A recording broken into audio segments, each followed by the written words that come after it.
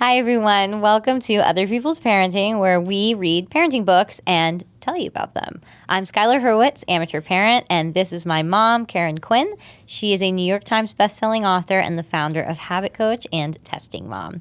Hi, Mom. Hi, how are you, Schuyler? Oh, I'm good. Good. How are you? I'm good. Okay. I'm good. Good. Today, we're going to be discussing a book called The Grown-Up's Guide to Teenage Humans by Josh Shipp. I enjoyed it. Teen, on a scale of scientist to parent, how readable was this book? Well, the book was, I would say, very readable. It does not have tons and tons of studies or charts or that kind of thing. He does back up a lot of what he says with research studies, but he builds it into the text, and it's just easy to read. So I would say maybe it's an 8 or a 9 in terms of readability. Yeah. So I enjoyed this book as well.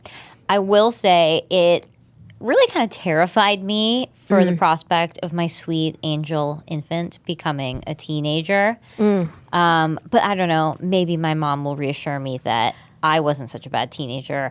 So perhaps my sweet baby will also be a nice Well, no, teenager. you should be terrified. I think you should be terrified. I mean, any parent should be terrified about teenage years. Those are hard years. I mean, even you were a pretty easy teenager as teenagers go. But your brother was a hard teenager as teenagers go. I mean, I think kids are difficult. You just never know, because those are the years that kids are struggling in a lot of ways to find out who they are and to make their place in the world and to assert their independence. And the teenage years can be hard. Yeah. As you can tell when you read this book. I mean, the things he talks about. He starts the book off with this anecdote about this man named Rodney, and how Rodney, the author was in and out of foster care as a kid, and Rodney was a consistent adult in his life who supported him and encouraged him, and he thinks that everyone should have a Rodney.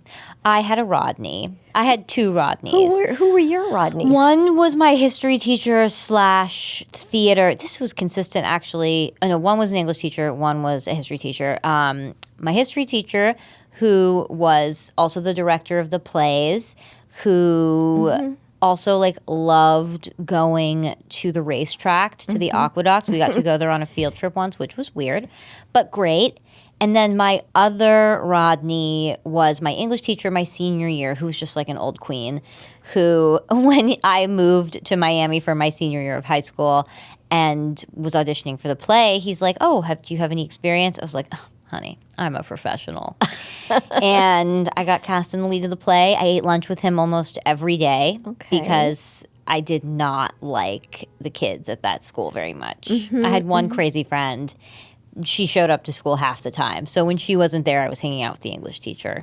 So he was your Rodney. He was a person who believed in you. But what about your parents? Were they not your Rodneys? No? You would say no? You were not my Rodney. I wasn't your Rodney? You were not my Rodney. I thought I was giving you so much support all through. You were. Yeah. You honestly went so far above and beyond, especially because I was asked to leave several schools, some more gently than others, and you tirelessly sought a place for me when one clearly did not exist. I did. But in terms of a mentor, right. Okay. I feel like I identified more with old gay men, and as a tween, they just sort of got me. Okay. So that's great. I mean, because you as a teenager, I mean, you did struggle. You had ADHD. You had learning disabilities. So you had a lot of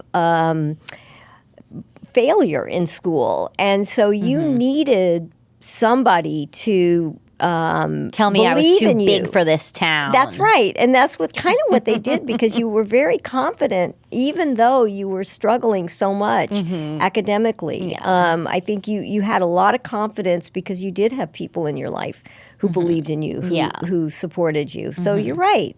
So that's good. I'm very glad. I don't care who they were. If they were behind you and it made a difference to you, I think that's great. 1,000,000% they were. Absolutely.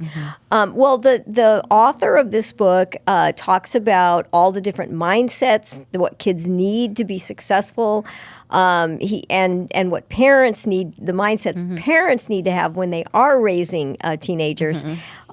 Steal yourself.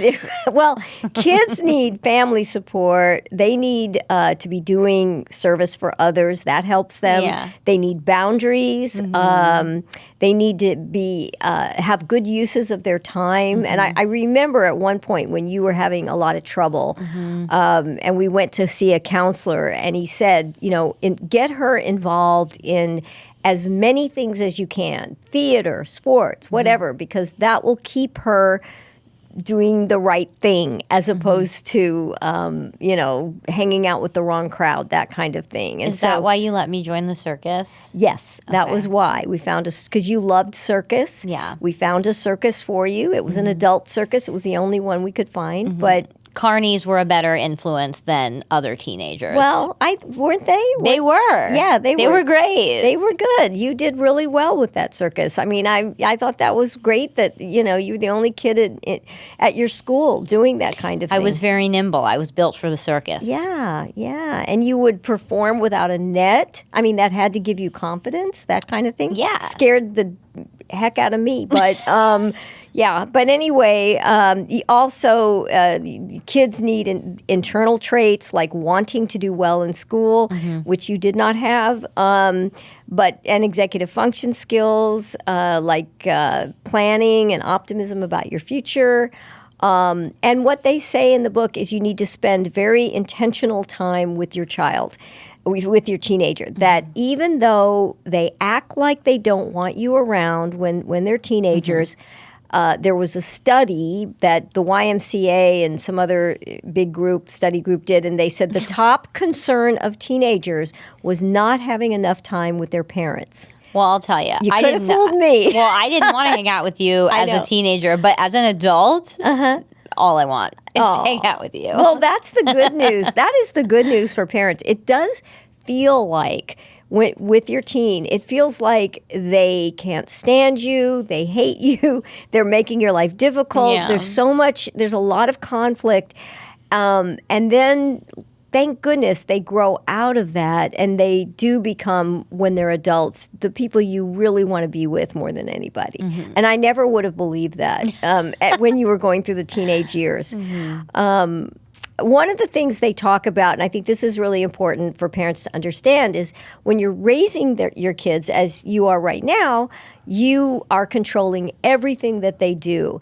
But when they become a teenager, you have to become their coach. Yeah. That's really, really important. Yeah. We had a basketball coach in one of my several schools that told us to be quick, but don't hurry. Ooh. Which felt like a fortune cookie. It does. I still to this day think of that coach. Be quick, but don't hurry. That isn't, I don't know what that even means. Me either. But anyway, well, when he talks about coaching, he says you should focus on character development versus winning. Talk to your kids about what he called game over failures, which means you really are going to screw up your life if you do this. Pregnancy, drug abuse, flunking out of school. And he tells you to help your kids learn from their mistakes. Don't totally flip out when they do the wrong thing. Don't flip out. Flip in. Flip in. That's what he says. I'm sorry. What is that? Well, I think that means instead of like losing it, you just you sort of go, ooh, this is an opportunity for me to talk to my child about something. Flip in. Flip in. Now, when it comes to coaching, I would say you can join Habit Coach, and you can learn through Habit Coach to coach your own child in their Coach Your Own Child program. Yeah. So you can actually take a little course in what it means to coach your own child, how to get through to your own child as an authoritative parent, not an authoritarian parent. Yeah. With lots of examples of what that looks like, when you are coaching your own child. So that's actually a good resource for parents who want to become coaches for their children. For anything, whether it's a social thing or a literal skill that they need to survive in school. Right. Yeah. There's lots of examples of how parents can coach their own kids and avoid the kind of conflict that goes with being a teenager in that program. Yeah. So one fact that I thought was so interesting was that he says, and I'm not sure what these studies are. I also didn't know that the YMCA was like performing research studies. I'm sure they must. News to me. Okay. But he talks about how dads, I think up until a child is 9 years old, a dad will spend an average of 26 minutes of alone time a day with their child, which then ultimately drops to 9 minutes once they are a teenager and older. And I'm thinking, like, A, is that true? And B, as a mom, I'm with my kid 24/7. Well, you've got a very young child. I have a very young child, and she would not survive if I weren't constantly hovering over her. But I just, that's so heartbreaking. Well, that was interesting because they also said that he also said moms are with their children when they're under 12 an average of 31 minutes a day and 11 minutes when they become teenagers. Now, I can't believe that. In what world? I don't know. I felt like I was with you guys much more than that. Yeah. But the point he's making, I think, is that spend more time with your child. Yeah, that's really, that I agree with. Yeah. It's like spend more time, be intentional about it. Even if they act like they don't want to be with you and they want to push you away. Force them. Force it. Try to be in their life. It works really well when you demand that they hang out with you. Right. No, it doesn't. So yeah, try and incept them. That's a more effective method. To do what? Incept them, like in Inception, the Leonardo DiCaprio masterpiece. What do you mean? How do you incept? So the way Inception works is it's a dream within a dream. Okay. So you basically have to trick people into thinking that what you're doing is their idea. Inception. Oh, okay, got it. So get them to think like if they want to go shopping, your daughter wants to go shopping, that's a good opportunity maybe for you to say, oh, sure, I'll take you. We'll go together. Yeah, casual, I'll take you. Sure. No, don't go to the mall by yourself. Go with me because I've got the credit card. Yeah. So, yeah. Bribery also works. That does. Well, yeah. No, that was kind of interesting. I was surprised about that. He talks about traps that parents need to avoid, one being the comfort trap, which is sometimes kids' problems just seem so overwhelming that we feel, I'm just completely not equipped to deal with this, so you don't. But don't do that. The approval trap, which means parents who feel they need to be liked by their kids. Be a cool mom. Right. The control trap, which is the parent who's constantly trying to solve problems for their kids. You are not doing your child any favors if you solve all their problems. Not good. And then the performance trap, which we see a lot too, which is parents who are putting so much pressure on their kids to make the top grades or be the best in their class or, perform all the time, get into the best schools, that kind of, that puts a lot of pressure on kids.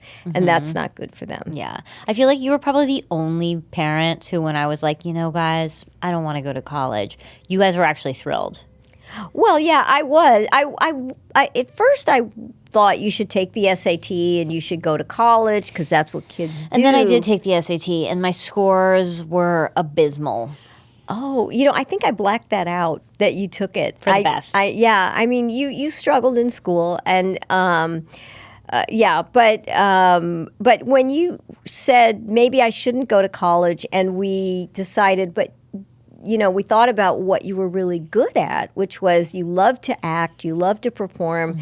And then we talked about, well, what about going to, conservatory and learning to act, and that just seemed like such a better fit for who you are as a person. And it also, I think, gave me a chance to be around a bunch of adults who took something really seriously that I enjoyed. And I realized very quickly that if I wanted to be respected in this environment, it didn't really matter how old I was. I still had to show up and put in the same amount of work. It was like the circus, where it's like, we don't care that you're 13. You still have to condition with everybody, and you are still expected to fly through the air like a Walenda. And if you can't do that, you cannot be in the circus. Right. Yeah, that's right. No, I mean, it was so good for you, actually, to go to the conservatory. But I remember I felt like a lot of parents kind of judged us because it's like, you mean she's not going to college? Like, why not? Even your grandmother, who was, all about education, she thought it was the right move too. So, college is not for every kid. It's not, and it's so expensive that frankly, there are so many people I can think of who it was a bad economic choice. Right. Well, one thing you'll find when you read this book is that he really goes into lots of examples of issues that kids have that are pretty bleak. Very bleak. Like, skipping school, drinking and driving, having sex with older people, if you're young, stealing, getting involved in gangs. Getting involved in gangs. Well, no, but people do. I know, it's Kids true. do. It's lying. True. Yes. And so the way I look at this book, The Grown-Up Guide to Teenage Humans, the way I look at it is it's a good resource book. Like if you're dealing with an out-of-control teen or a teen you don't understand. And I remember, not so much with you, but, your brother was harder. He was much harder during the teenage years. And I can remember just feeling like so out of my element. Like, how do I help this child? How do I get through to him? I had no idea. And I think reading a book like this would have been helpful to me. It would have given me ideas, I'll put it that way, of how I might approach some things. I don't like all of his solutions, but it would have given me some good ideas. Yeah, there were definitely parts of the book that I read, especially when he was talking about how drug addiction occurs, where he was like, before Habit Coach, Whitney could not manage her emotions. The smallest situations would set off a catastrophic chain of events. For instance, Maman is out of almond croissants, uncontrollable sobbing in front of everybody. A brief wait at the barn for her show pony, screaming that could shatter the sound barrier. Ugh, it's chilly in here. Can you do anything about the temperature? Her nanny accidentally picks up the wrong caviar at Cinderella for her after-fencing snack. A Chernobyl scale meltdown. But honestly, who can't tell the difference between sturgeon and etc.? Okay, cut that. Since enrolling her in Habit Coach, nothing rattles her anymore. She asked for a medieval European theme in her bedroom out east, and the decorator made it look like Atlantic City. Whitney called it charming. This thing is itchy. Like anything softer I can wear? It's also really chilly in here. Are you able to control the temperature or no? Can I bring my dogs in here? No? Okay.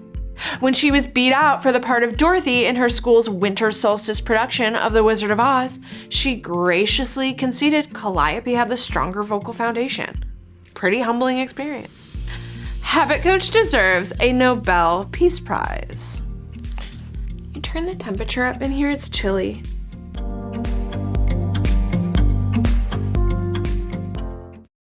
There were definitely parts of the book that I read, especially when he was talking about how drug addiction occurs, where he was like, one day your child opens a medicine cabinet and 3 days later they're shooting up black tar heroin.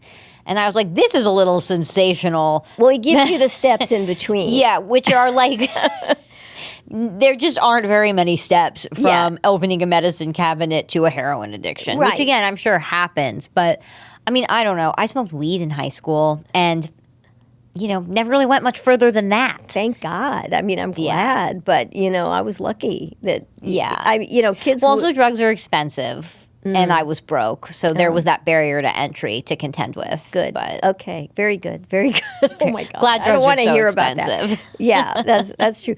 Well, by the way, he takes you through the different phases of being a teenager, and he talks about how if you understand some of the different phases that kids go through at different ages, you can kind of diagnose where your child is and what's motivating them to behave the way they are. So he says, like at 11 to 12, you're in the who likes me phase. 12 to 14, it's who am I phase. 14 to 15, where do I belong? 15 to 16, why can't I? 16 to 17, how can I matter in the world? I don't remember that phase. 17 to Wait, 18. you don't remember it on my behalf or on your behalf? On either my children, like, how do I matter in the world? We don't care about mattering in the world. Well, I don't remember you Speak telling for me. yourself. Did you worry No, about I didn't. that? Okay, I didn't was care. going to say. Okay, and then 17 to 18, what am I going to do after high school? So he talks about these are different phases kids go through, and he gives you actually things you can do with your child or for your child at each phase. Yeah. So if you can figure out where they are, like let's say they're 17, 18 and they're in the what will I do phase, he says, don't bail them out at this point. Prep them for independence. I would argue you probably should start that earlier myself, but that's okay. I mean, things like why can't I phase, where they want more freedom. Lean into them even as they try to push you away. So it's like figure out where your child's mind is, and then you can figure out how to help them. Yeah. So that's another part of the book. I liked that. That's an interesting part. Yes. Then we get to part 3, which is troubleshooting common teenage challenges, which are anything from getting teens to take ownership and apologizing. What do you do when they betray your trust? You know, obviously we want to stand on business, and when we make a rule, have there be consequences, but you sort of proportionality becomes a thing where it's like, oh, okay, they broke curfew. Do you not let them out of the house again until they're 21? You know? Or what did you do when I broke curfew? Well, I remember. Yeah, I wish I'd read this book. Honestly, I probably would have handled it better. I feel like you went to sleep really early. So, well, like, did you even know that I broke curfew? I don't know. I guess I didn't always know. That's true. Although I do remember a time when you came to visit me when I was in. You were living on your own at this point. You were already in school, and I was in Miami at the time. We were in Miami, and you came to visit, but then you went out with your friends. And you spent the night with your friends, and you didn't call me. And I woke up and you weren't there. And I was hysterical. Yeah. And when I finally got in touch with you and you were okay, I yelled so much, which I never yelled at you as a child. I don't think No, you didn't. But I did. Do you remember that time? Yeah, I do, which was so weird because I was already an adult living on my own. Right. So I was like, what do you care where I am? You don't care. You don't know where I am most nights of my life. But I was trying to help you understand that when you were in my home and you went out and never came home, I thought something terrible must have happened to you. So that's how I feel about you when you're here and I can't find you. I know. But you're not my child. I know. Well, now that we're both adults, it's like we look after each other. Yeah. And you understand now No, I how totally I understand. felt about Yeah. that at this. But kids just don't understand those Yeah. things. That's the problem with teenagers. They just don't understand. They just don't understand. And, you know, so that's when I really did lose it at that point. I did not handle that very well. Yeah. Another big one is having difficult conversations, like the sex talk or teaching them about death, which I think teenagers pretty much understand. That's a conversation for younger kids that's more complex. But, like, I don't remember you ever giving me the sex talk. I don't even know where I learned about sex. I have no idea. Probably at school.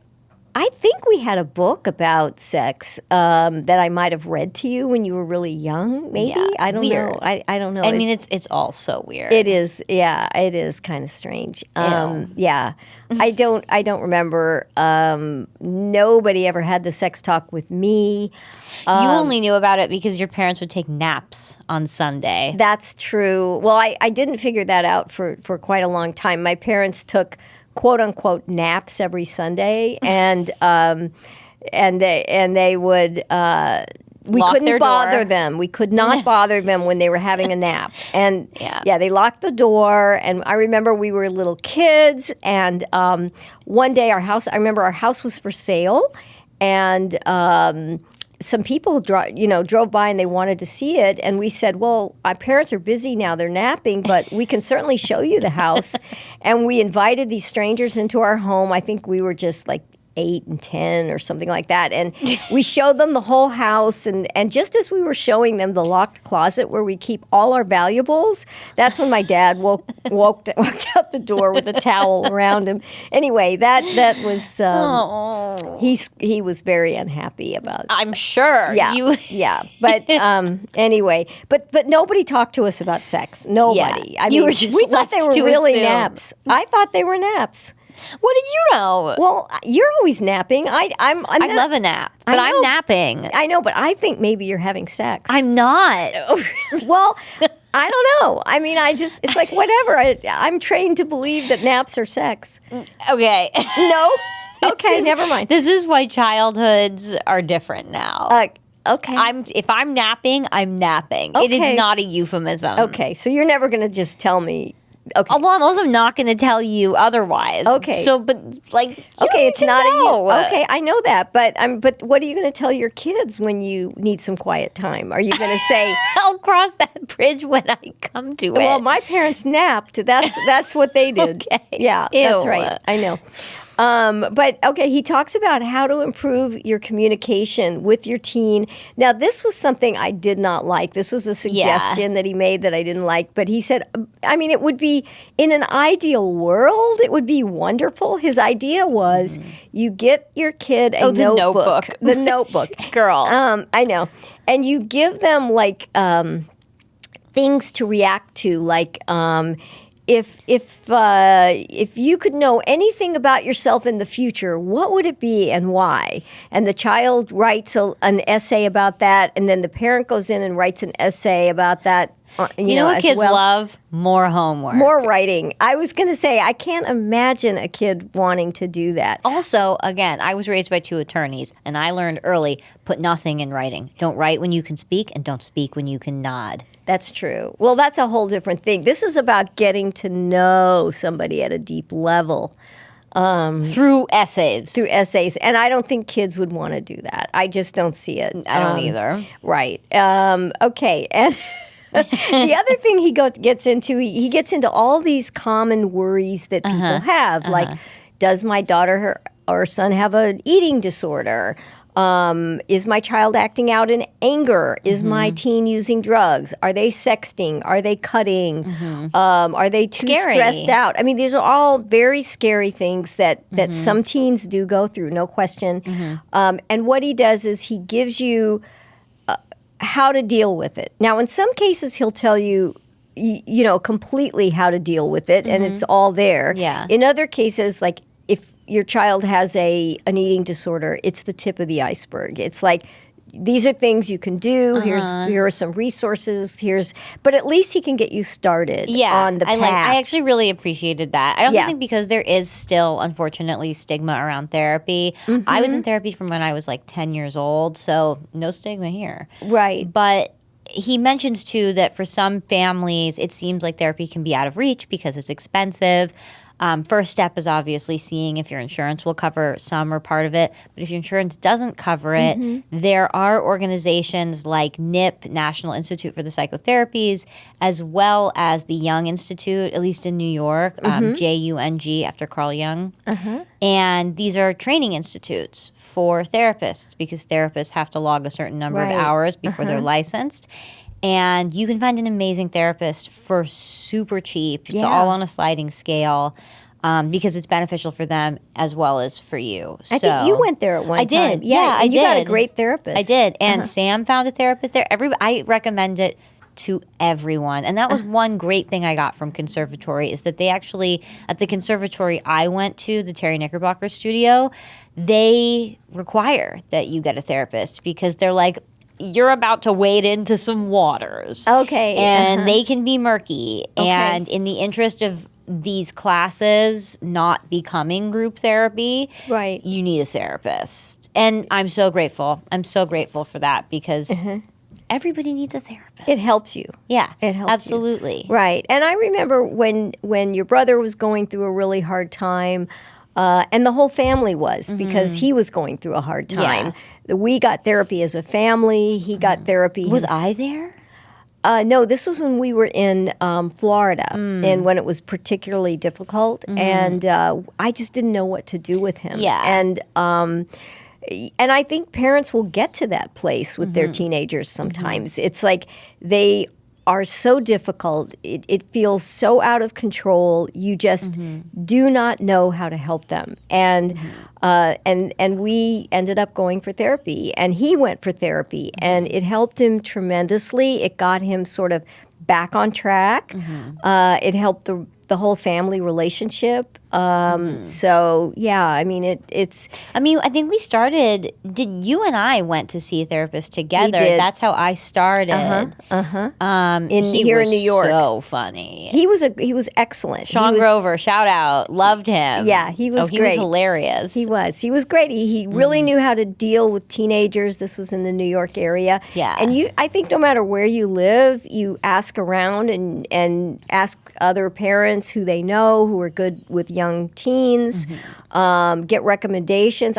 I'm sure I got a recommendation for him. Oh, for sure. And I feel like he was a therapist to all the cool kids. Like we had group therapy, and I made so many friends in group therapy. Granted, we used our friendship to go out and be bad together as a group. I don't even want to know. But I loved it. Yeah, but I remember he also quote unquote hired you to assist him with group therapy for younger kids. Yeah. And then you came in and you were kind of a leader with I was a Rodney. You were the Rodney for these kids, and it was great. I loved it. It was really fun. It was a really good thing. I mean, I think that parents can expect when your child is a teenager, it will get hard.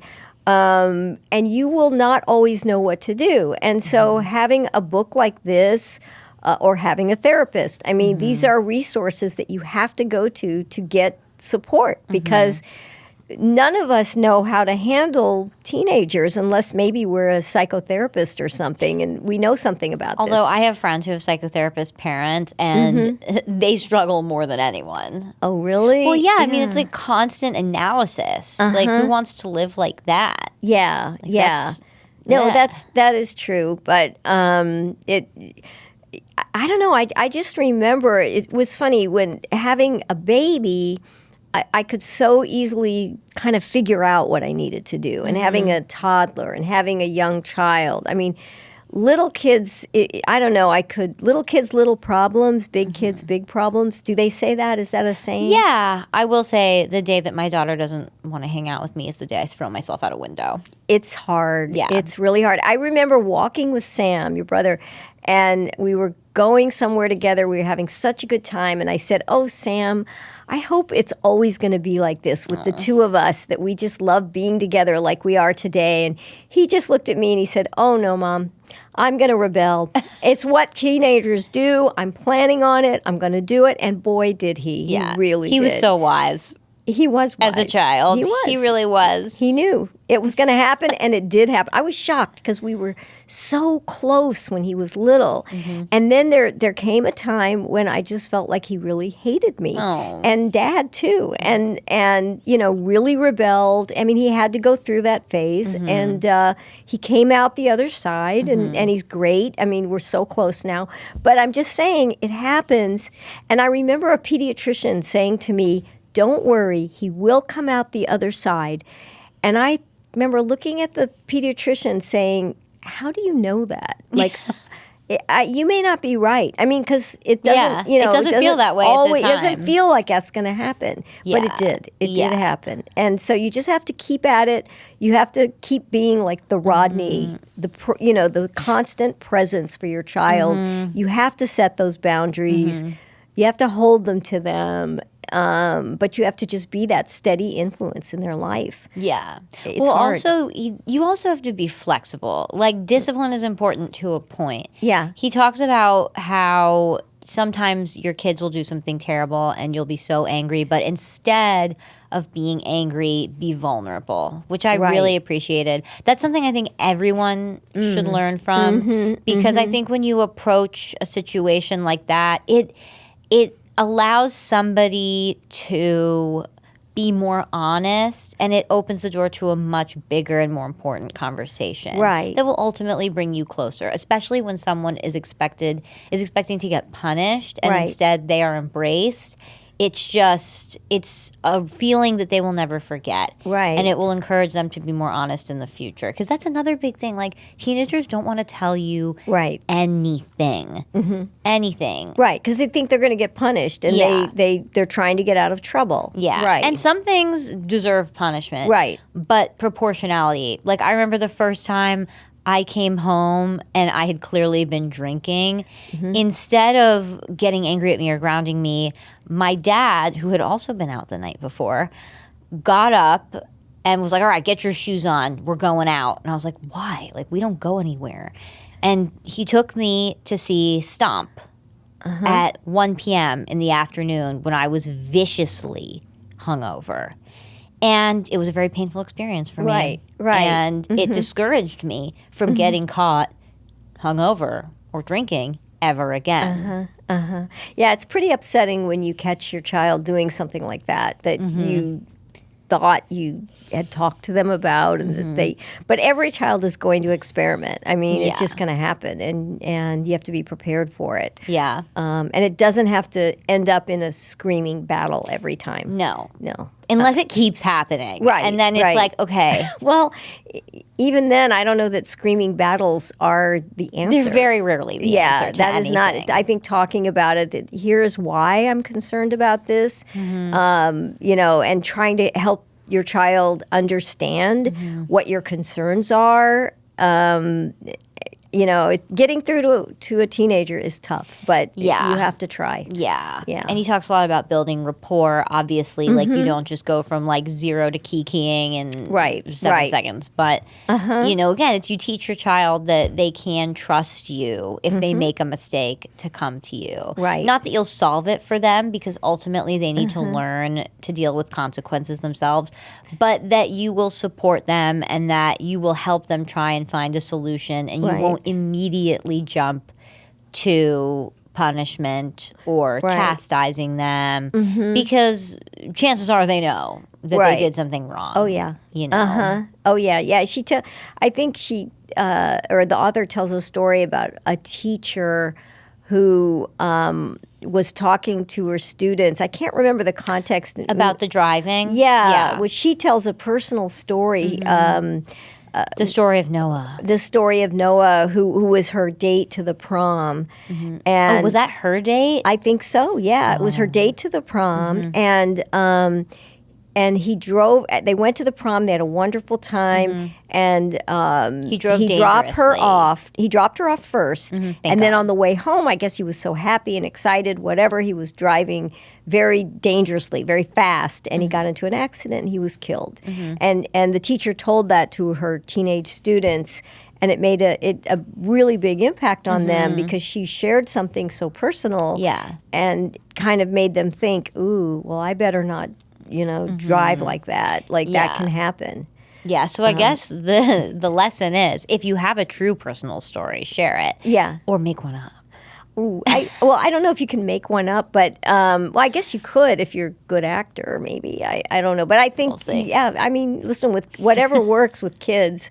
Remember, I used to tell you that you were born at a McDonald's. I don't know why. I You had did. this crazy You story. told me I was born at a McDonald's and that I was wrapped up in a hamburger bun.